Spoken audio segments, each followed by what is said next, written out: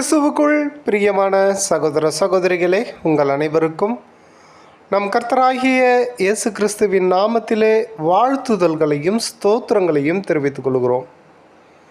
உலகத்தில் உள்ள எல்லா மனுஷங்களும் ஒன்று பரலோகம் போவாங்க, இல்லைன்னா நரகம் போவாங்க. இது தேவனை நம்புகிற கிறிஸ்தவங்க நம்புகிற விஷயம்.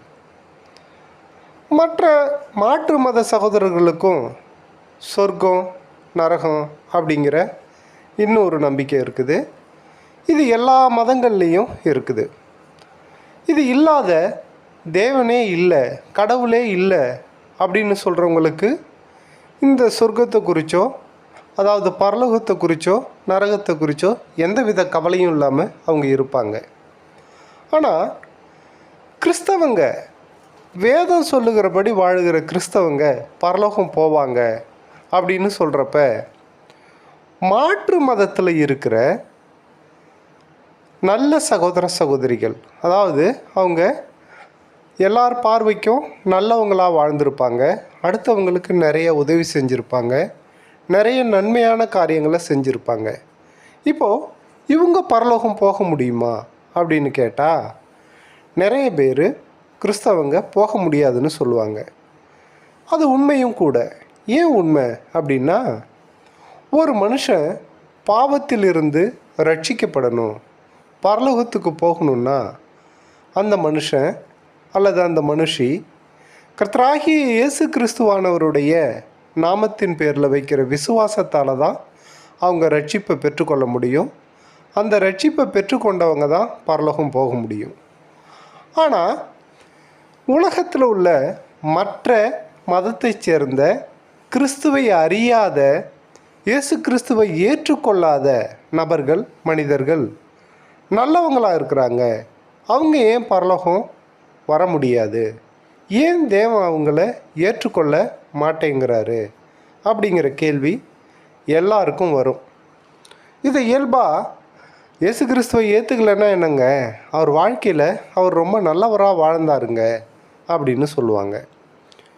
அப்போது பூமிக்குரிய வாழ்க்கையில் அவர் நல்லவராக வாழ்ந்தார் அப்படின்னு மற்றவங்க எல்லாம் சொல்லுவாங்க. உண்மையாக அவருடைய வாழ்க்கையில் அவர் செஞ்ச தீமையான காரியங்கள், அவர் செஞ்ச பாவங்கள், இதையெல்லாம் மற்றவங்களுக்கு தெரியாமல் ரகசியமாக கூட இருக்கும்.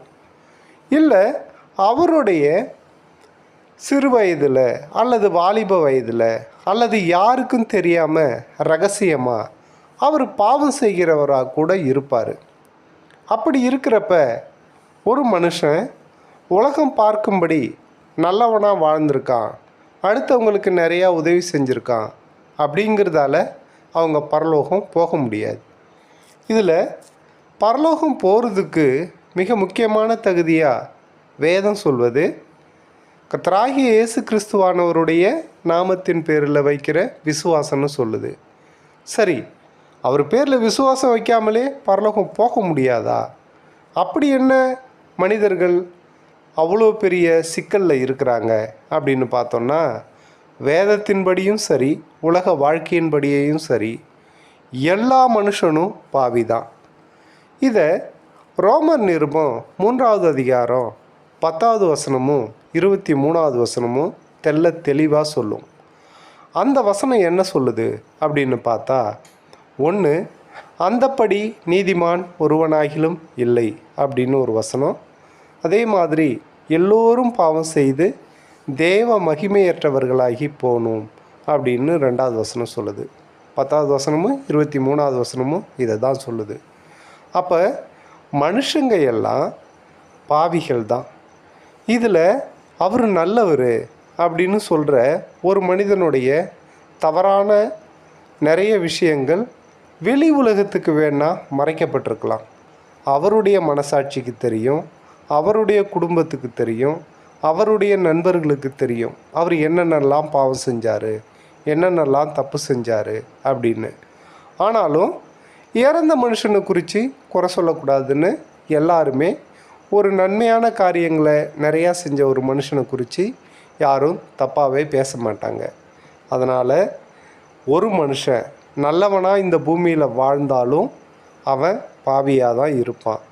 அவனுடைய பாவங்கள் வெளியரங்கமாக தெரியாமல் இருக்குமே ஒழிய, மற்றபடி பாவங்கிறது அவனுடைய சரீரத்திலே வந்தது அப்படிங்கிறது வேதம் சொல்லுகிற கருத்தாக இருக்குது. அதனால் கண்டிப்பாக பரலோகம் போகணுன்னா நல்லவங்களாகவே இருந்தாலும் கூட அவங்க கர்த்தராகிய இயேசு கிறிஸ்துவின் நாமத்தின் பேரில் வைக்கிற விசுவாசத்தால் தான் அவங்க பரலோகம் போக முடியுமே ஒழிய, இந்த பூமியில் நன்மையான காரியங்களை செய்கிறோம், அடுத்தவங்களுக்கு உதவி செய்கிறோம், நிறைய தொண்டுகள் செய்கிறோம், நிறைய பேரை படிக்க வைக்கிறோம், நிறைய பேருக்கு பண உதவி செய்கிறோம். இப்படி நீங்கள் எதை செஞ்சாலும் அது பரலோகத்துக்கு உங்களை கொண்டு போய் சேர்க்காது. ரட்சிக்கப்பட்ட பிறகு இதெல்லாம் செய்கிறது தேவனுடைய செயலாக இருக்குது.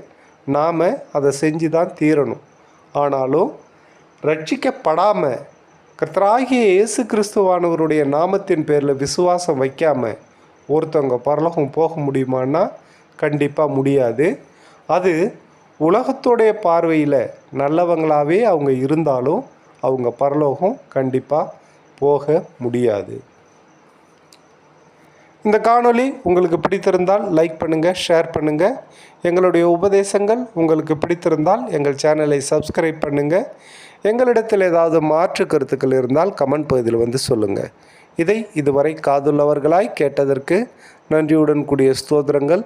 தேவன் உங்களை ஆசீர்வதிப்பாராக. ஆமீன்.